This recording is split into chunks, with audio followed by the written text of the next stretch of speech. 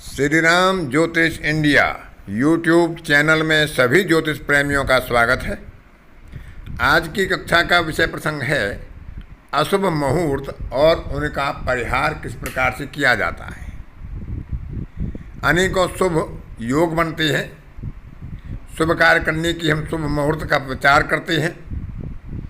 उनमें कुछ अशुभ मुहूर्त भी होती हैं।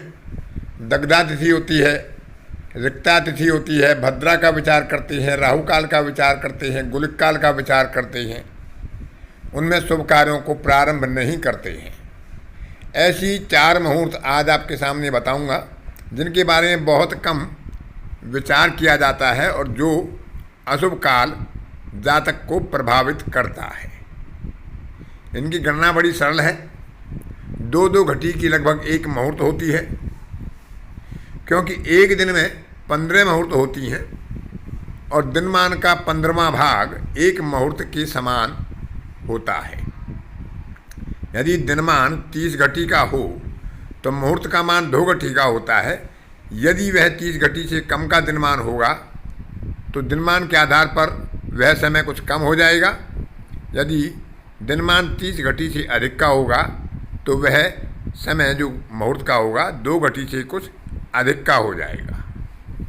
तो उन चारों मुहूर्तों को किस प्रकार से हम गणना करते हैं और उनका परिहार क्या होता है, क्योंकि अशुभ मुहूर्त भी होती हैं लेकिन नक्षत्रों के आधार पर उनका परिहार भी ज्योतिष में बताया गया है। हमारी प्राचीन विद्वानों ने परिहार भी बताया है कि यदि अमुक नक्षत्र अमुक स्थिति में होता है तो उनका परिहार हो जाता है, जिसको रवि योग के नाम से विचार किया जाता है। तो पहले उन चारों मुहूर्तों का विचार करेंगे और उनकी सरल गणना बिना किसी सारणी के हम कैसे कर सकते हैं उसका भी सिद्धांत बताएंगे और फिर उनका परिहार किस प्रकार से होता है उस पर भी विचार करेंगे। तो आज देखते हैं अशुभ मुहूर्त और उनका परिहार। ये 4 मुहूर्त होती हैं: कुलिक, कंटक, कालवेला और यमघंट। इसमें सारणी में आप देख सकते हैं कि रविवार को 14वां मुहूर्त कुलिक होता है, 6वां कंटक होता है, 8वां कालवेला होता है, 10वां यमघंट होता है।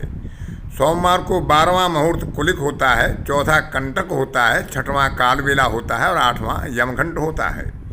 मंगलवार को 10वां मुहूर्त कुलिक होता है, 2रा मुहूर्त कंटक होता है, 4था मुहूर्त कालवेला और 6वां मुहूर्त यमघंट होता है। बुधवार को 8वां मुहूर्त कुलिक, 14वां मुहूर्त कंटक, 2रा कालवेला और 4था यमघंट होता है। गुरुवार के दिन 6वां मुहूर्त कुलिक, 12वां कंटक, 14वां कालवेला और 2रा मुहूर्त यमघंट होता है। शुक्रवार को कुलिक 4था मुहूर्त होता है, कंटक 10वां, कालवेला 12वां और 14वां मुहूर्त यमघंट होता है। शनिवार को 2रा मुहूर्त कुलिक होता है, 8वां कंटक होता है, 10वां कालवेला और 12वां यमघंट होता है। क्योंकि दिनमान के आधार पर यहाँ विचार किया गया है तो ये मुहूर्त दिन में ही प्रभावी होते हैं, रात्रि काल में प्रभावी नहीं होते हैं। अब इनके लिए एक सामान्य और सरल गणना आप स्वयं अपनी उंगलियों पर कर सकते हैं। जो हमारी प्राचीन ज्योतिषकारों ने सिद्धांत निकाले हैं उनके आधार पर हम भी बड़ी सरलता से किसी भी दिन कौन सा मुहूर्त किस समय होगा उसका दिनमान के आधार पर हम तय करेंगे और कौन सा मुहूर्त अशुभ होगा, कौन सा कंटक होगा, कौन सा कुलिक होगा, कौन सा कालवेला होगा, कौन सा यमघंट होगा और वो किस दिन कौन कौन से मुहूर्त के क्रमांक पर पड़ते हैं उसके लिए सामान्य और एक सरल गणना का प्रारूप बताया गया है। जिस दिन के लिए अशुभ मुहूर्त का ज्ञान करना हो तो कुलिक मुहूर्त के लिए उस दिन से शनिवार तक गिने, कंटक मुहूर्त के लिए मंगलवार तक गिने, कालवेला के लिए बुधवार तक गिने और यमघंट के लिए गुरुवार तक गिने और उसमें 2 का गुणा कर दें।